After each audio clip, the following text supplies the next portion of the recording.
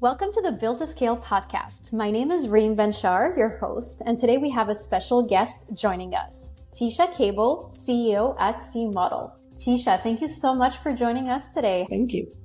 Thank you for coming. How is your year starting? So far, so good. I'm focused, ready to go. We've got a couple of projects here, right, that are jumping off. And so getting those things, into our typical sort of planning processes and keeping it moving. I'm expecting great things for us this year. Exciting. Looking forward to diving into what you guys do at CModel and projects you're perhaps working on. So that's really awesome. So before we dive into all of that, can you tell me more about yourself, maybe your background and your journey until you became CEO of CModel? For sure. So I started my career in sales operations. This was well over 25 years ago. At this point, that led to revenue operations. I've also been a VP of business development and product strategy, worked at Singularity University for years, where we help large companies not be disrupted by exponential tech, but also helping startups who were going to use exponential technology to solve the world's greatest challenges were being launched, and worked as a consultant in a number of companies as well, supporting them in forecasting their revenue. I had built some algorithms and spreadsheets to help do that accurately. And it's actually where I identified the problem that we solve, my company today actually solves, which was that it's not really like a numbers game by itself all the time, that people are a tremendous part of the problem of forecasting. So I aim to solve really at the decisions level, like what do we actually do to achieve our goals and know why we do it.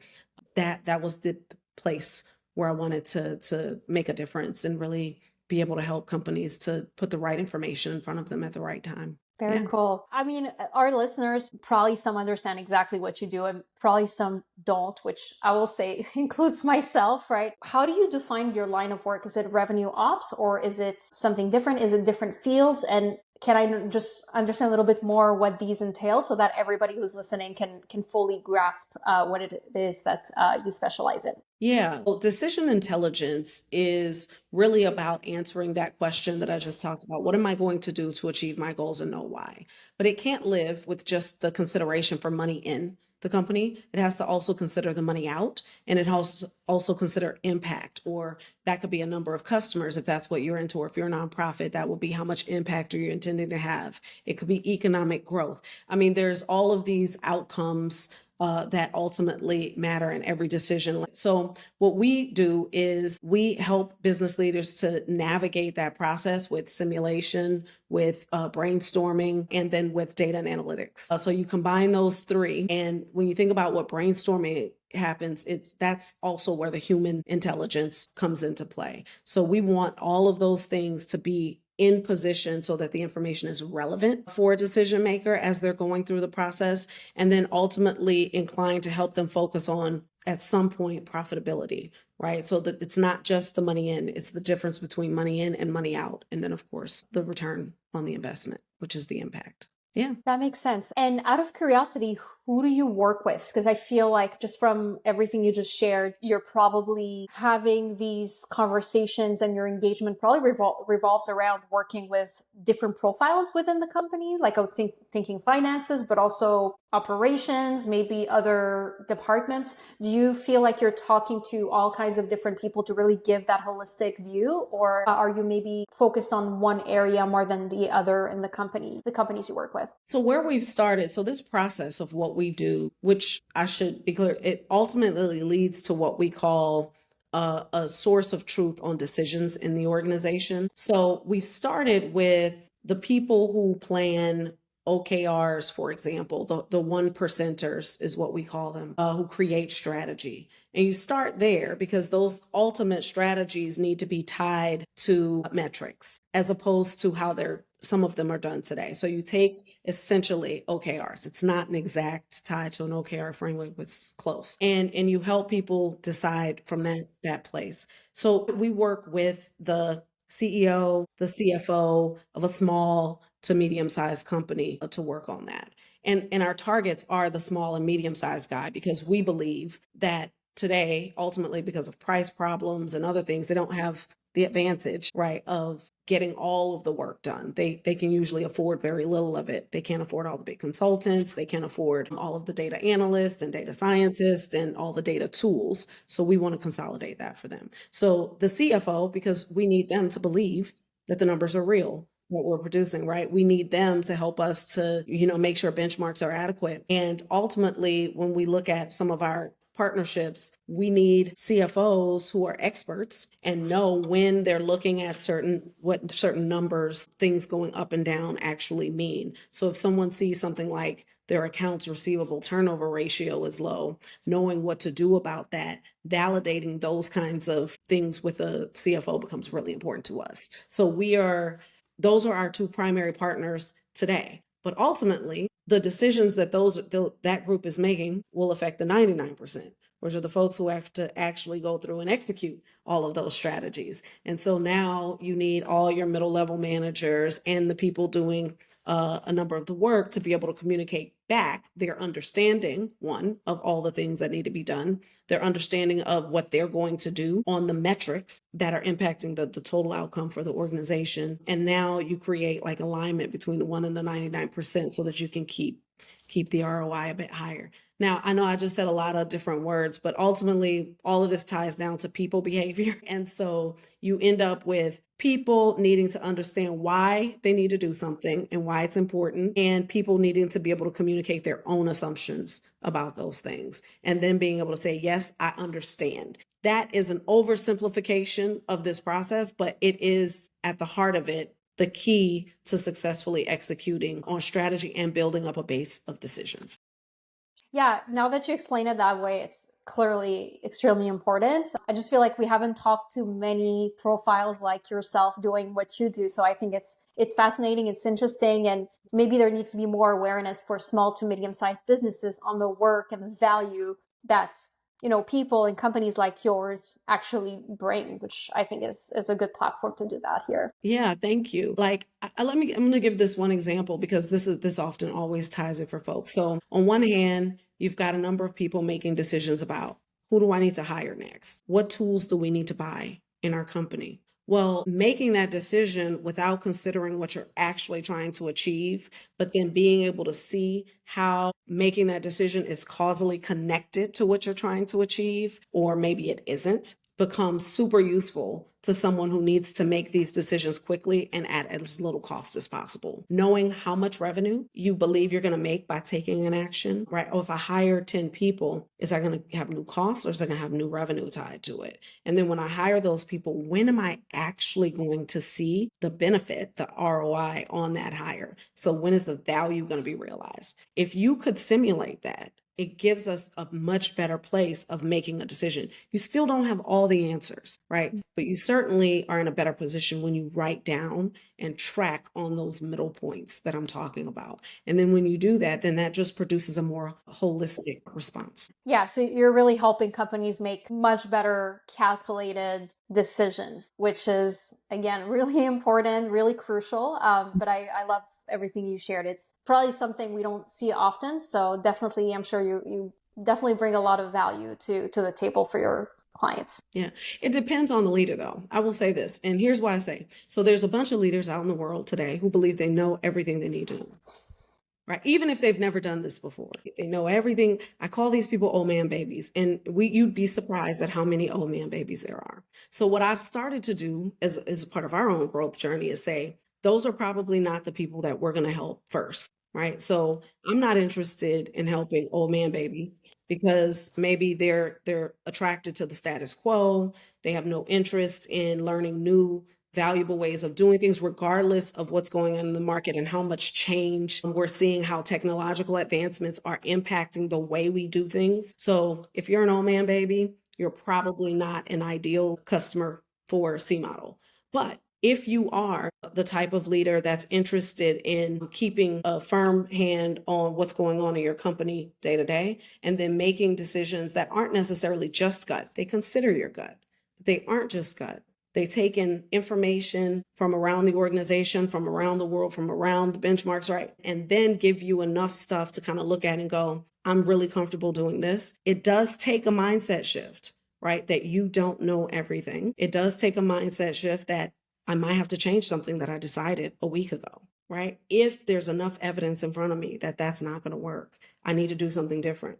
So a fearful leader isn't our ideal profile, but a strong, independent thinking, I want to win leader, that's the leaders that we're looking for, that we believe we can help them move through these processes 10 times faster. And I'm not surprised you're sharing that. And thank you for being raw and honest, because that's, I think logically it makes sense that this is kind of not your ideal profile of our ideal clients, but it takes some guts to recognize that and say it, out loud. But I think when you were explaining what you're doing and, the value you're bringing, my mind went there a little bit, right? In terms of how easy or hard is it for you to sell what you have to offer? Because from my understanding, at least experience, I've run into a lot of these profiles that are, leaders that think they know everything, which unfortunately is very common, in any industry, any type of business, they're there.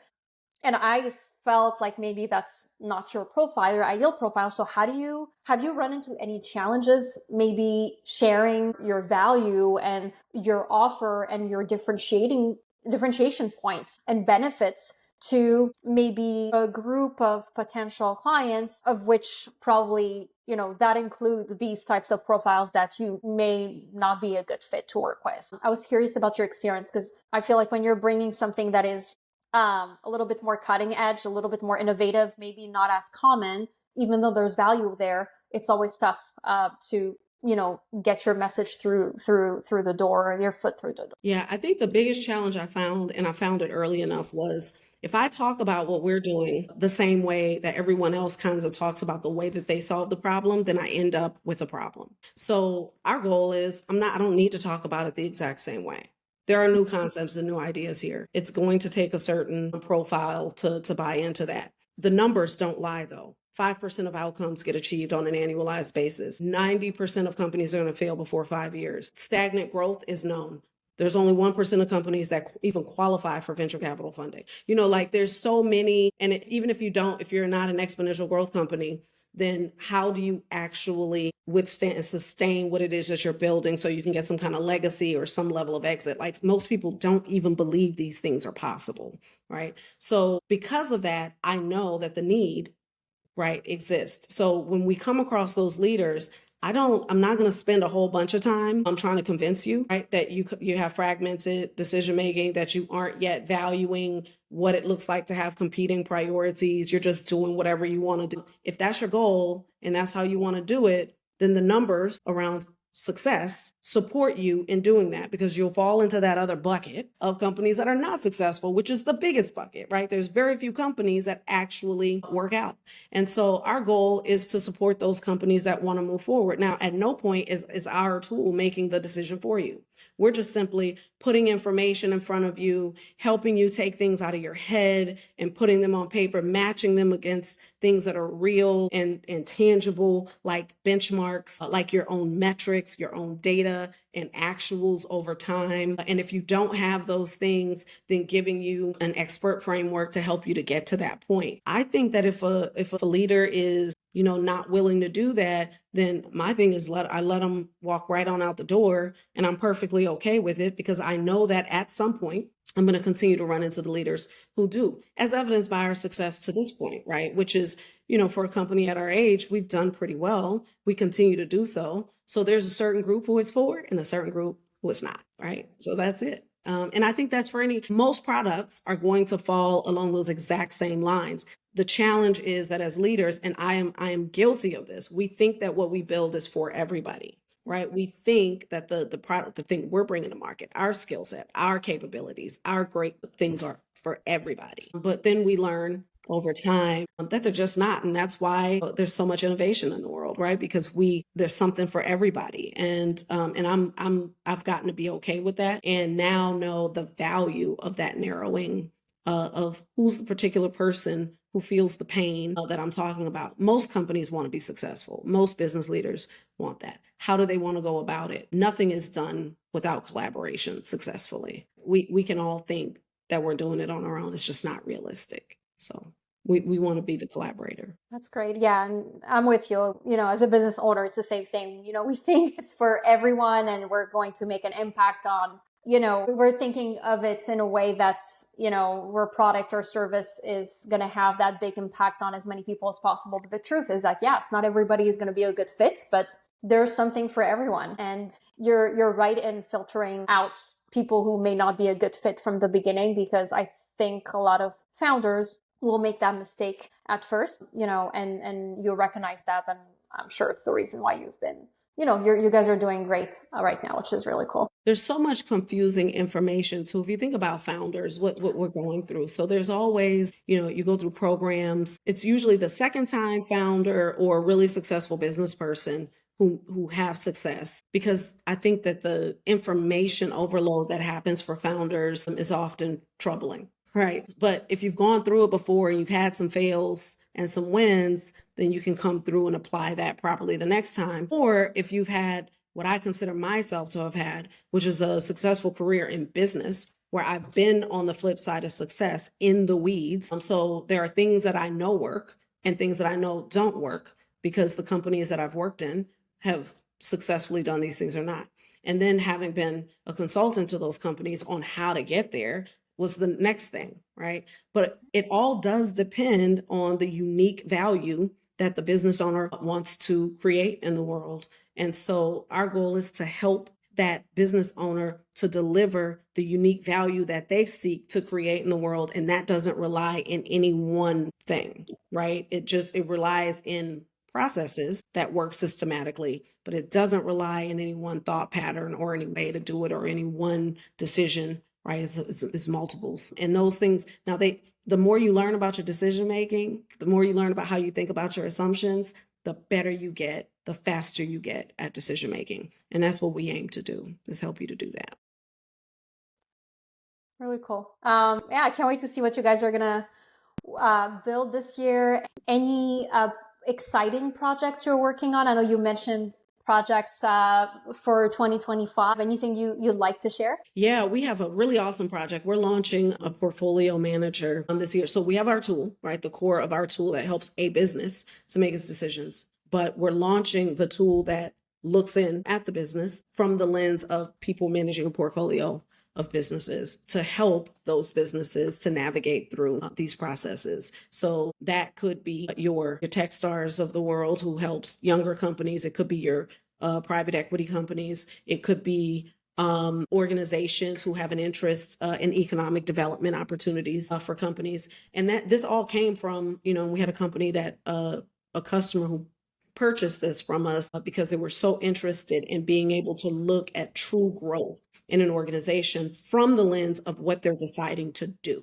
how they're deciding to spend their time, their money, how to utilize their human resources. Those things are very important to the folks who are making decisions about how much money a company should be given or they need, how much time a company should have, what kind of expert advice they actually need to move from one step to the next. And so we believe that that's our next biggest part of our suite of products, and we're looking forward to developing, at least putting out to the world this year. That's great. So you would see yourself, working with more of these companies that maybe own several companies to help them make better decisions for their own company. That's a great market. Absolutely. Smart. That's right. And we've broken it down so that the company in itself exists, layering in. So now I can look at the company but through the lens, a decision intelligent lens, by the way, right? Our tools have something in it called a growth guide. And the growth guide is what actually helps them to navigate through. And so imagine being now the portfolio company who's got a different set of data, not just my dashboard metrics, but I've actually got some other core information individualized from companies that I get to use in my decision guides, so that I can say, what am I going to do to hit my goals, right? No matter what those goals are. That's kind of where we want to come. Nice, exciting. Great. So, in terms of maybe your industry, if we can talk a little bit more about that, are there big trends you're seeing happening in 2025? Be any kinds of trends, can be related to, AI or other big topics that we keep on hearing about these past few months. What are your thoughts on big trends shaping up the industry this year? Yeah. So I'm really excited about how AI has been disseminated across organizations at all levels, right? This is really good because then people will get really comfortable with how quickly they can actually get through something. The next thing, though, is to understand what small models need to continually being built in order to enhance sort of the knowledge bases, because you've got the largest ones that the largest companies will continue to build and fight over. And then smaller companies are going to come and deliver value, smaller AI companies, including mine, with these smaller models that are effectively niche based on a particular thing, ours being how a business grows, right, from one phase of growth to the next. But as that's happening, what will happen is business leaders themselves will be more educated, and they'll also, because they'll start to recognize what it is that they're doing in order to get to the next place, right? So if you think in an all gut scenario, you'll do something you don't know whether or not it's really leading to the results that you're seeing or not. So then I think when you do that, there'll be an exponential sort of like, whoa, we can innovate even more, right? We can take the pace of technological advancements even further, faster, because we can be highly focused on these things. So I'm looking forward to seeing what happens with some of the smaller models, to seeing how people actually start to deploy different versions of machine learning. I mean, all of this is good, awesome stuff. In the decision intelligence side, though, which is ultimately the last mile for AI, right? So AI is good at giving you information. So you've advanced from dashboards. That's great. Now I can utilize information by asking questions. Well, now the thing is, I have to be able to really look at what my outcomes are, my desired outcomes, and really be able to use decision intelligence to answer the most key questions about business so that the business either grows exponentially, sustainably, if that's what you're trying to do, or just simply stays alive for a longer period of time. And so I'm hoping that everything we're seeing turns into more companies adopting decision intelligence. I am also a co-founder on something called OpenDI. And if you go to opendi.org, you can see what the mission is to create a set of standards for how to utilize this decision intelligence technology. This will also help us to not be disrupted by the largest of companies. But what it also does is puts this technology in the hands of creators and builders who can actually go out and build new apps, new ideas, and new thoughts, but utilizing core framework that we know will work. And so that's one of the other things that I believe is a very important trend, is getting into like really making a business last or flow, taking away this idea of stagnant growth. Unique value, unique value, unique value, continually growing it. And then the folks who aren't doing that, well, the numbers will be the numbers. Yeah, I think you summed it up pretty well. I was curious about how you're leveraging AI in your company, right? And I think you kind of touched on that, as part of the trends. Are there any other examples or scenarios where you feel like you're really leveraging AI in a way that really helps with the outcome that you want to provide for clients, for example? Yeah, I think for us in turn, we dog food our own solution. It's an AI native platform. So we dog food that, and in dog fooding it, we learn every day new ways to be more efficient. One of the things that I love to do, and this is gonna be like a silly little thing, but I love it. It makes my life so much easier, is we use Fathom, right? Fathom will record phone calls, and I'll take my Fathom calls, I'll load them into our tool, because our tool knows who I am and knows what I'm doing, knows what I'm working on, and use it to help do my follow-up and responses out to my clients. And it's something that takes what would have been a process of thinking through every single thing that someone said on the call. It takes it from,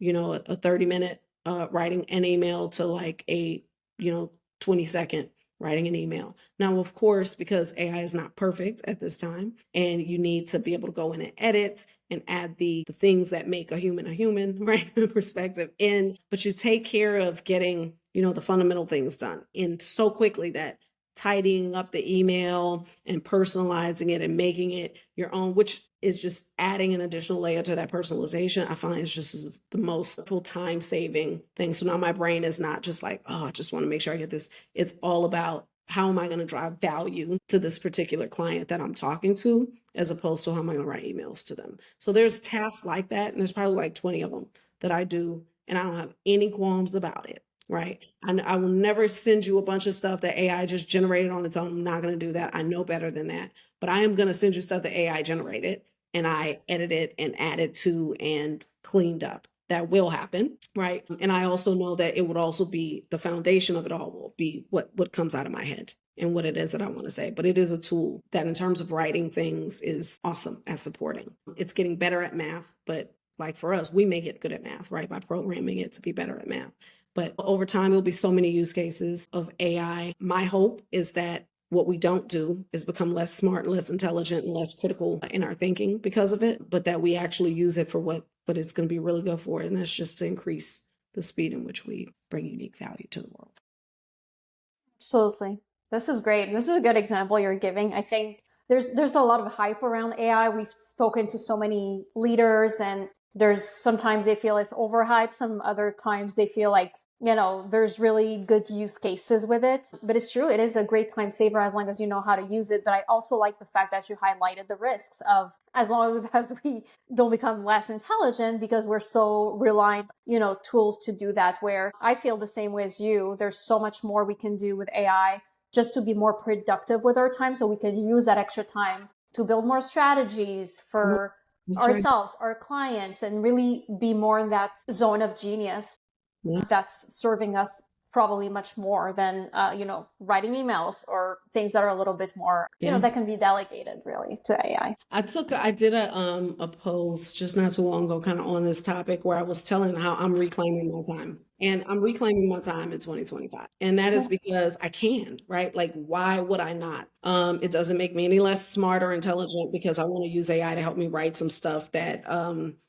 I don't need to retool the whole ocean here, right? I have the unique thought, I can bring it, use AI, split it out real fast, we're done. So, and there are a number of other tools that our tool helps you to do along the same line. So when you're trying to brainstorm through an action related to an outcome, for example, if I'm growing a business, I've got several areas that I can optimize my revenue, optimize my costs. I can create a new market. I can penetrate a market, right? For example. So when I start thinking about things that way, the core of what I get done is going to be general, right? If I'm going to optimize my revenue, is it a pricing optimization, right? It is an example. And so if it's a pricing optimization, a million pricing optimizations have been done in time, right? Now, of course, the unique part will be what you have to offer the process around optimizing your pricing. But how to optimize your pricing or recommendations around optimizing your pricing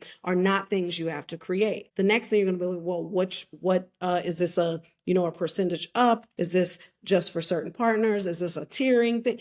Those are sort of the buckets. These things exist in the world. But when do I need to consider one of these buckets? That's where our tool becomes a useful partner in sort of navigating through those specifics, because now it's based on what industry are you in, right? What size of company are you today? What's your current growth stage? Who do you sell to? And what are they buying from you? What are the other core areas of your core strategy that matter, right? And so now I take something that would have taken me months to stay off on the side and plan, with my team, and we team can collaborate together and do this in minutes. And so it's those things that we believe will also aid in how time is reclaimed in the next year or so.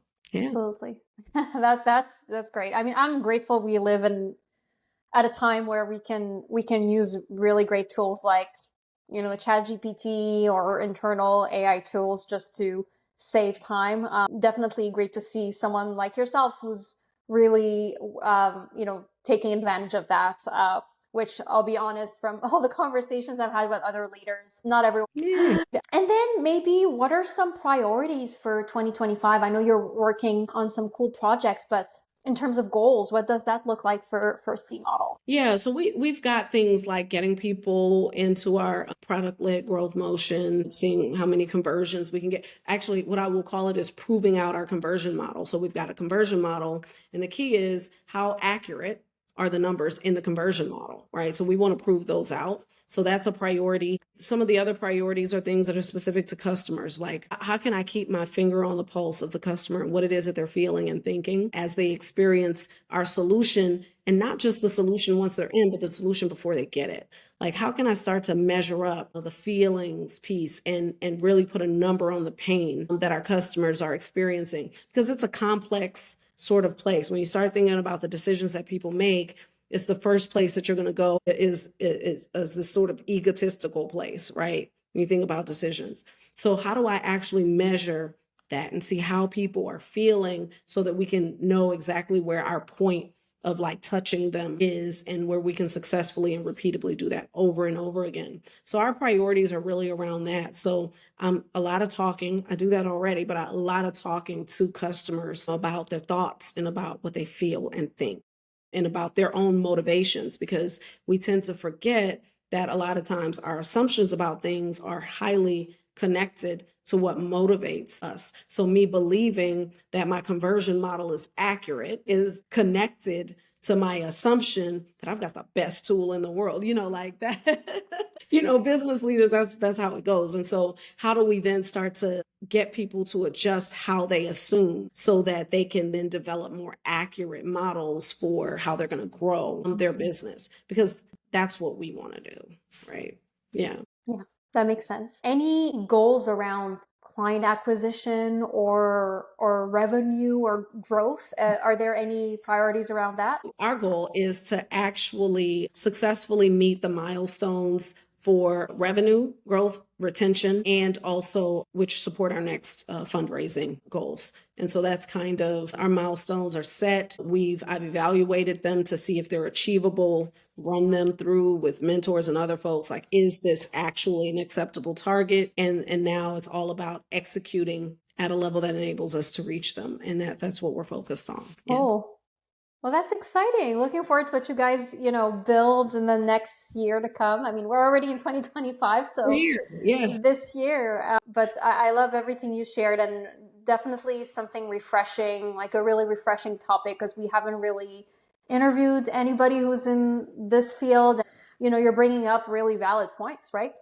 Making better decisions using, internal data, benchmarks, processes, and a tool that actually really helps shed some light on how decisions are being made, and making sure that your assumptions are trustworthy, if that makes sense. Making sure, because you track them. Absolutely. Yeah.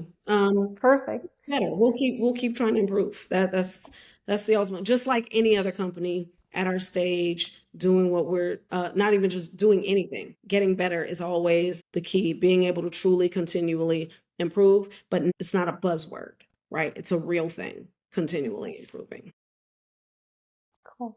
Well, thank you for your time today. I appreciate it. This was a really enlightening conversation. I had fun connecting with you. If any of our listeners want to know more about what you guys do at CModel, learn more about your services, what is the best way to get in touch with you? Yeah, so I'd have you go to CModel.io. So CModel.io, that's our website. We'd love to have you click that little button there that says start a trial now. And the intent there is then we reach out and make sure that you're really good to go. But we'd love to have you do that. That would be great for us. So, and I think it'll be good for you. So there are also some other resources on our site, primarily getting into the application, checking it out risk-free is a really good way to get started, understanding what we do. Awesome. Great. Well, I'll have a link to the website in the description of the episode. And if you loved this episode, you like the podcast, feel free to download it and give us a good rating. Again, Teasha, thank you so much for joining today. And I hope you have an amazing year ahead. And again, thank you so much for your time. Thank you so much.